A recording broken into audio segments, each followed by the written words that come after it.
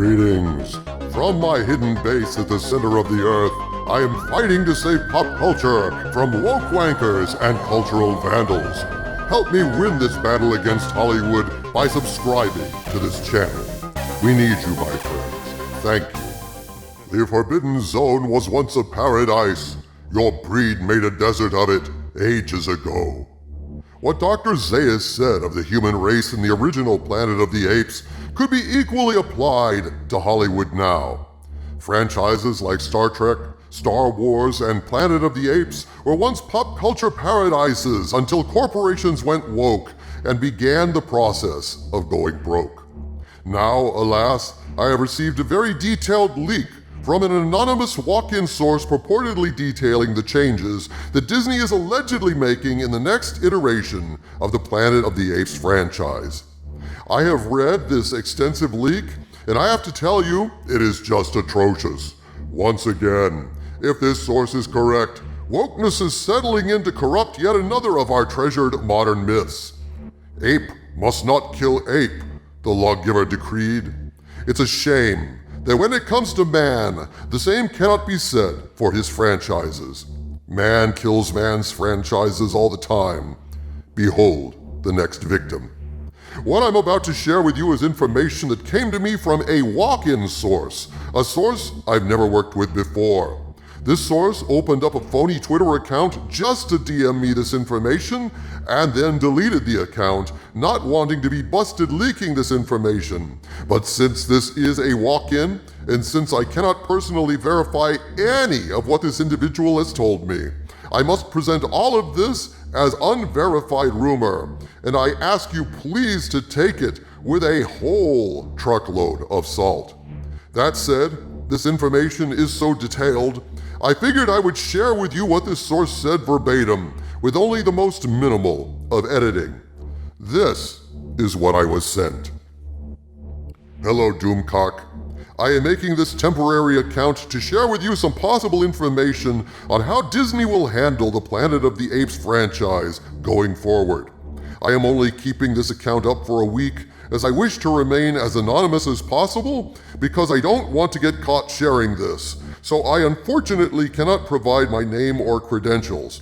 All I can say is that I am close to someone at Fox, and then the individual in question added a little bit of information that might be useful in tracking him, so I'm going to go ahead and delete that from my description.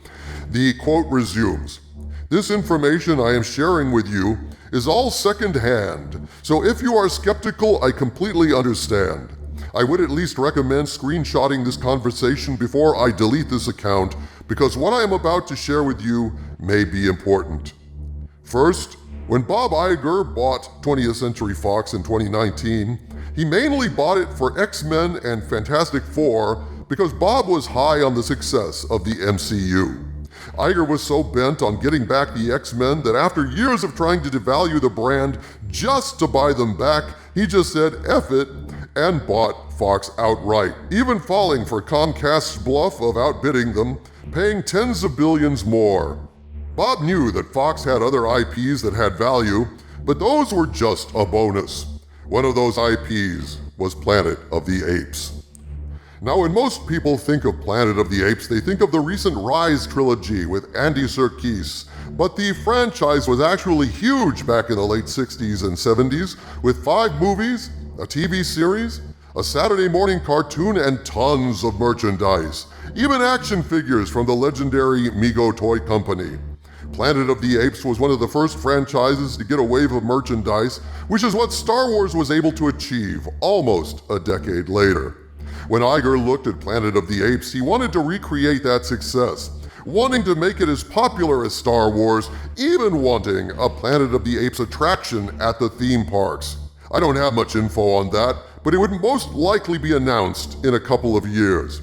A follow-up to the Rise trilogy had been in development for some time, but when the executive shakeup took place, the project was reworked and is attempting to recreate the original 1968 film and setting.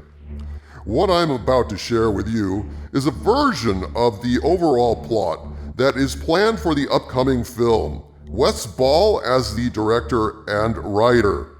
Since hearing this outline, they could have realized that it was crap and completely changed it. But if this is the version they are going with, this film will seem like it was made by the Lucasfilm Story Group. Oh God. Yes, buckle your seatbelts, we're about to crash into the lake. So the plot will follow astronauts landing on an Earth that is now dominated and ruled by apes, just like in the first film. But if you recall the film, there was a throwaway character named Stuart, a female astronaut who died when her space pod leaked oxygen and had been dead for some time. Well, turns out she is the lead now, not Taylor. In fact, Taylor will be made to look like a sexist prick who ends up getting killed during the hunt about a half hour in. Why?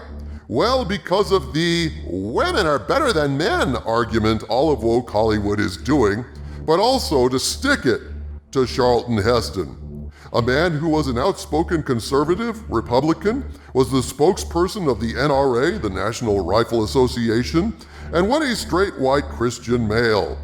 Those are all big no-nos in Hollywood today, so his legacy must be tarnished in their eyes. Stuart will be the lead hero of the story, showing why women are better at everything and that all of this destruction was caused by the human race. The film will do the usual humans are bad trope, but it will specifically be calling out white men. Zira will also be in the film, of course, but she will be an authority figure instead of a zoologist, effectively taking Dr. Zaius' place in the chain of command. Cornelius is not in this film so that Zira can be seen as independent, cause she don't need no man, or in this case, ape. A version of Nova will also appear in the film, but not only will she be a woman of color this time, but her and Stuart will have a lesbian relationship. This to me makes little sense because Nova is more like an animal than a human, and humans almost exclusively engage in sexual activity for reproductive purposes, so it makes little sense that she would do that. Funny enough, one of the only mammal species that engages in sexual activity for non-reproductive purposes is ironically a species of ape called bonobo. Stuart is apparently not the only human who can speak, as she and other humans, or mutants as they are called, are being held in a containment center. Think an Area 51 style facility, but for humans located in New Ape City. Stuart, able to not only outsmart and escape her captivity, but also founds a tribe of humans with the other speaking humans, and the film ends with her planning a way to take back the planet for the humans. So imagine the 1968 film, a film about deconstructing the class system, the contradictions between religion and science, warning of man's eventual destruction, and imagines a world where humans are animals and apes are intelligent, turns into an anti-white man political film where a lesbian becomes the savior of mankind. Reminds me of what they did to the Terminator in Terminator Dark Fate. Again, this was an early outline I was able to see from someone close to the production. It is true that this version could have been scrapped, and I do hope so because it would damage the franchise so badly there may be no saving it. Thanks for all that you do. Again, this account will be deleted within a week. And so, there you have it, my friends. Is this a valid report? Is this a script treatment that has been abandoned, or is this currently in development? My sources have told me that while Disney remains a woke company, Bob Chapek is looking to minimize wokeness in Disney's actual releases, since Bob Chapek realizes, or is starting to realize, or is at least getting a niggling and troubling notion that get woke, go broke is not just a slogan, but a fact of life. The problem is, according to this source, it was Iger who wanted to get his hands on the Planet of the Apes franchise, and Iger at one point, according to this source, had major ambitions for an Apes reboot, hoping it would be a money-printing machine like it was in the 60s and 70s. This iteration of Planet of the Apes sounds like any money it prints will be as counterfeit as this treatment is. What a predictably awful idea. And if this report is valid, and I'm not saying it is valid, no Apes fan is going to support this project. And even if it was a decent treatment, even if it was better written and not woke, so what?